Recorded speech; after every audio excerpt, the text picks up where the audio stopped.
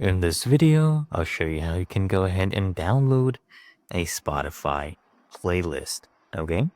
First, I'll go ahead and launch Spotify right here. So launch this, and then I'll come here at the bottom of left and click on search.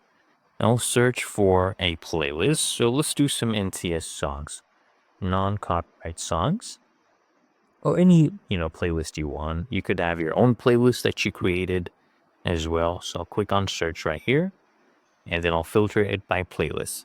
So let's say you want to go ahead and do this, NCS Top 100. So go ahead and tap on that, right? And then all you want to do is click on this to download it, okay? This icon. We'll start downloading the whole playlist. Or you can also click on these three dots and then click on a download, and it'll start downloading the whole playlist. So I'll click on that, and there you go. As you can see, it's downloading the whole playlist one by one. So it's starting with royalty, now it's doing morals.